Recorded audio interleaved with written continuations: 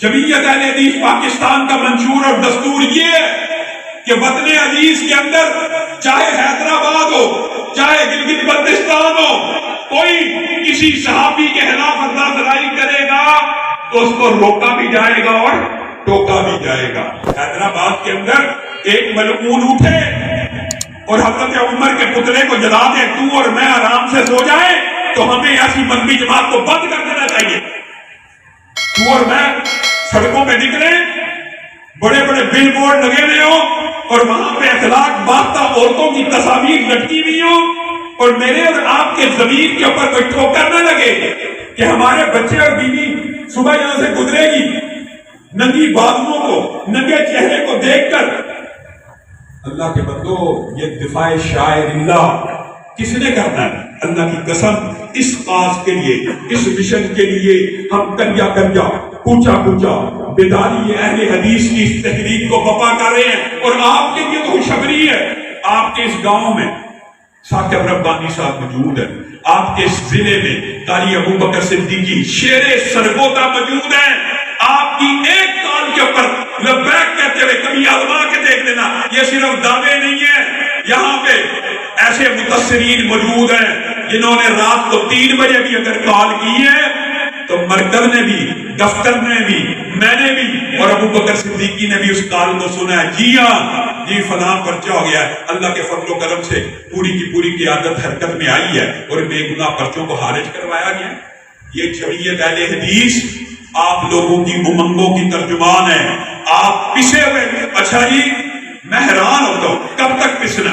40 برس بیت چکے، غفلت کی نیند سوتے ہوئے، ایسی نیند ہے، ایسی نیند ہے، اگر آپ چاہتے ہیں کہ ہم سوتے چلے جائیں، اور آپ لوگ ہیں جنہوں نے احتساب کرنا، علامہ صالح بھی شہید کا نام بھول چکے ہو، وہ 1000 دماغوں کا ایک انسان جانے کہاں کھو گیا ہے، قلم کی عظمت اجڑ گئی ہے، زبان کا زور بیان گیا ہے، ہاں، لیکن جس دھج سے کوئی مقتل میں گیا وہ شان سلامت رہتی ہے۔ یہ جان تو آنی جانی ہے، اس جان کی کوئی بات نہیں۔ وہ علامہ شہید جس نے اپنی جان کا نذرانہ پیش کیا، صحابہ کے نعرے لگاتا رہا، صحابہ صحابہ کہتے ہوئے جنت البقیع میں صحابہ کی آغوش میں دفن ہو گیا۔ کیا اس کے احسانات بھول گئے؟ ہاں بھول گئے۔ اسی کے بارے میں اللہ کی قسم اسی کی جماعت کے لوگوں نے ہردہ سرائی کی ہے۔ کس نے؟ احتساب کرنا۔ اور میرے بھائیوں، اگر آپ ابھی بھی بیدار نہیں نہ ہوں گے تو یاد رکھنا، آپ کے نام کے اوپر جو لوٹ کسوٹ کا کاروبار چل رہا ہے، آپ کو بھی اس بات کا بھی ادراک اور شعور نہیں ہے۔ آپ مجھے بتائیے، میں آپ سے سوال کرتا ہوں، ایک بندہ ہے، وہ دکاندار نہیں ہے، تاجر نہیں ہے، بزنس مین نہیں ہے، کاروبار کوئی نہیں کرتا، صرف ایک مدرسے کا چندہ اکٹھا کرتا ہے، ایک مدرسے کا۔ آپ کو مثال دے رہا ہوں، یہ کوئی راکٹ سائنس نہیں ہے، بڑی مشکل بات نہیں ہے، بڑی آسان بات ہے۔ نہ کاروبار ہے، نہ تجارت ہے، نہ دکان ہے، نہ بزنس ہے، صرف ایک مدرسے کا چندہ اکٹھا کرتا ہے۔ اگر 5 برس 10 برس 20 برس چندہ اکٹھا کرنے کے بعد آپ کو پتا چلے کہ مسجد تو بڑی شکستہ حال اور خستہ حال اور بڑی مشکل سے چل رہی ہے، لیکن جو بندہ چندہ اکٹھا کرتا تھا، نہ اس کا تجارت تھی، نہ بزنس تھی، نہ کاروبار تھا، اس کی 1 کھرب روپے کی جائیداد بن گئی۔ اس کا گریبان پکڑو گے کہ نہیں؟ اس نے لوٹ مار کی ہے کہ نہیں؟ یہ عقل کی بات، عام فہم بات ہے۔ اور میرے بھائیوں، ایک بندہ جس کا کام صرف چندہ اکٹھا کرنا ہے، جائز ہے کہ وہ اس چندے سے اپنی زندگی کے معمولات گزارے، بس، لیکن کیا وہ اس چندے سے اربوں اور خربوں کی جائیدادیں بنانے کے اوپر یہ جائز ہے؟ ایک بندہ چندے سے ارب اور خرب روپے کی ذاتی اور پرسنل جائیداد بنا لے، مدرسے کو پیسے ملے گاڑیاں خرید لے، مدرسے کو پیسے ملے پراپرٹیاں خرید لے، مدرسے کو پیسے ملے فلور ملے بنا لے، مدرسے کو پیسے ملے یونیورسٹیوں کے نام اور ٹی ویوں کے نام کے پیسے اکٹھے کر کر کے اربوں خربوں کی جائیدادیں بنا لے، آپ کے سامنے پھر بھی وہ حاجی صاحب، پھر بھی وہ علامہ صاحب، پھر بھی وہ مولانا صاحب، پھر مجھے بتائیے، ایک عالم دین ایک مولوی، ایک عالم دین ایک مولوی اور ایک سیاستدان میں کیا فرق رہ گیا؟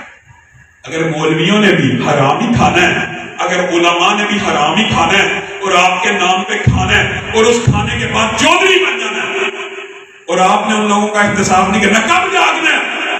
آپ کے نام پہ لوٹ کسوٹ ہوئی ہے، جب تک آپ اٹھ کے ان کو نہیں پوچھیں گے، ان کا احتساب نہیں کریں گے، آپ سب ساتھی آج میں سے ایک وعدہ کریں، باقی شیر پنجاب آپ کے سامنے انشاءاللہ جمعیت کے حوالے سے مفصل گفتگو کریں گے۔ قاری ابو بکر صدیقی صاحب، ثاقب ربانی صاحب، جھنگوی صاحب، اذن رحیم صاحب، عبد الوحید آصم صاحب، میرے رفقا، شریف ہوٹل والے، الحمرہ بیکری والے، یہ سارے کی ساری قیادت آج یہاں پر موجود ہے۔ آپ جمعیت اہل حدیث کے شانہ بشانہ چلنے کے لیے تیار ہیں؟ ہاتھ اٹھا کر وعدہ کریں جمعیت اہل حدیث کا منشور اس کے مقاصد کو حاصل کرنے کے لیے تیار ہے۔ اور یہ بات بھی یاد رکھیے گا، جمعیت اہل حدیث انشاءاللہ کوشش کرے گی کہ سیکولر جماعتوں سے بچ بچا کر مذہبی جماعتوں کے اتحاد کے ساتھ الیکشن میں میدان میں اترے۔ لیکن خدا نہ خواستہ میں اور دیگر مذہبی جماعتیں اگر یہ اتحاد بنانے میں ناکام ہوئی تو ہمارا منشور اور ایجنڈا وعدے ہے۔ تو میرے بھائیوں ویسے تو دکھ کی بات ہے، آپ میں سے کوئی بندہ اپنے بچے کو اس لیے عالم دین بناتا ہے کہ وہ عالم دین بن جائے اور شیخ الحدیث بن جائے، رہنما، مقتدا، پیشوا، رہبر بنانے کے لیے، اور وہ جو رہنما، مقتدا، پیشوا، رہبر بننا ہے جس بچے نے، وہ مدرسے سے باہر نکل کے کہ نواز شریف زندہ باد، عمران خان زندہ باد، آپ کے دل کے اوپر کیا بیتے گی؟ ہم یہ چاہتے نہیں ہیں۔